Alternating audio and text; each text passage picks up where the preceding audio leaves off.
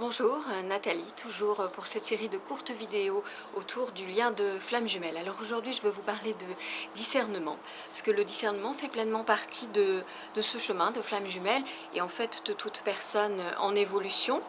Euh, c'est même un des apprentissages majeurs permettant de grandir, hein. Il est très conjoint à la notion d'autonomie.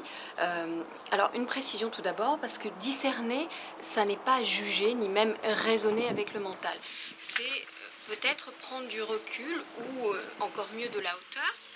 Et puis, en fait, c'est être capable d'observer avec lucidité et bienveillance. Le discernement, évidemment, s'applique d'abord à soi-même, hein. C'est vraiment... Parce que, en fait, l'être humain a une fantastique capacité à se raconter des histoires, hein. Et d'autant plus en matière de relations, d'autant plus en amour. Nous le faisons tous, hein, soyons clairs. L'idée, c'est de le faire le moins possible et le moins longtemps possible. C'est en fait un acte de responsabilité en somme, hein, envers soi-même, envers les autres évidemment. Le discernement,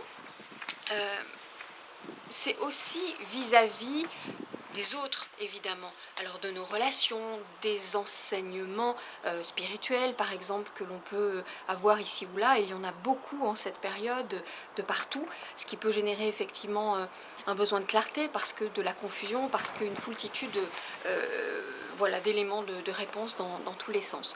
Donc il n'y a pas de mauvaise expérience, hein, c'est ça qu'il faut entendre. Parfois, j'ai des clients qui me disent qu'il devrait exister des garde-fous, qu'il faudrait mettre en place quelque chose face aux manipulations ou aux manipulateurs. Sauf que si vous vivez cette expérience, c'est que vous en avez besoin pour grandir, pour dépasser quelque chose, pour guérir. Donc il ne s'agit pas de se déclarer victime, il s'agit de voir vraiment la faille, la blessure en soi qui a permis l'expérience de manipulation ou de tromperie. Quand vous avez dépassé en fait ça, vous pouvez remarquer, et ça vaut pour plein de choses, que ce type de relation, d'expérience, ne vient plus à vous. Alors concernant les flammes jumelles, je redis ce que j'évoquais dans la vidéo sur la reconnaissance, à savoir le discernement.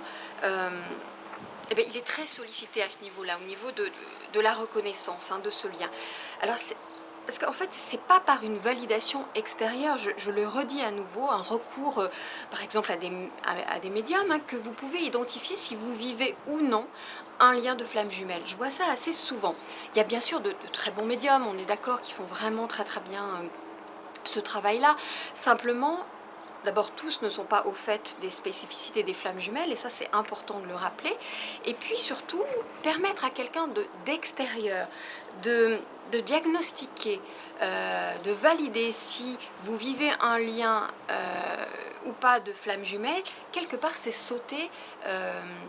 oui, c'est s'enlever son propre pouvoir de création, son propre pouvoir personnel surtout, hein.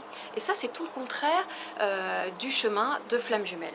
Donc c'est vrai que parfois on a besoin d'être rassuré, on a besoin de support extérieur, et c'est ok, vraiment.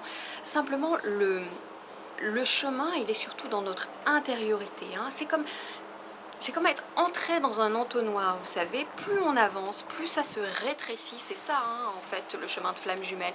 Et plus nous sommes amenés à retrouver notre essence, surtout par nous-mêmes, en fait, hein. Et ça, ça passe, surtout dans la période actuelle, ça passe... parce qu'elle est très marquée dans ce sens-là, ça passe par faire des choix clairs, authentiques, sincères, alignés avec soi, avec le vrai soi, hein. Donc c'est décider à partir de son essence, eh bien, concernant des situations, concernant des relations, concernant des actions, concernant des projets. C'est ça le discernement en fait, hein. C'est se remettre en lien avec son cœur, hein. Ça ne passe pas par peser le pour et le contre. Ça se passe en fait dans les 3-4 premières secondes de ressenti dans le cœur, dans les tripes même, face à une personne, à une situation, à un enseignement. Ça vibre ou ça gratte Moi, c'est souvent ce que je dis. Donc c'est vrai que si vous êtes en pilotage automatique, si vous êtes en situation de séduction, dans le besoin de contrôle, dans le besoin de reconnaissance, vous risquez de passer à côté du discernement en fait, hein. Donc plus on se relie à notre essence, à cette part libre et fiable, plus le chemin il s'aplanit, il devient fluide.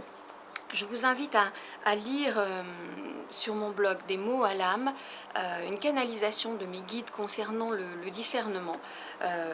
Voilà, peut-être cela résonnera en vous. Et je le redis vraiment, le discernement est un point très important sur tout chemin d'évolution, et en particulier celui des flammes jumelles. Sur plein d'étapes, en particulier celui de la reconnaissance, et à plein de niveaux ensuite, et vraiment d'abord le discernement sur soi, la lucidité sur soi, avec bienveillance toujours évidemment, et le discernement il est très conjoint à l'autonomie, donc soyez conscient de ça, soyez attentifs à cette notion-là. Voilà ce que je souhaitais partager aujourd'hui avec vous, et je vous dis à très bientôt dans les autres vidéos.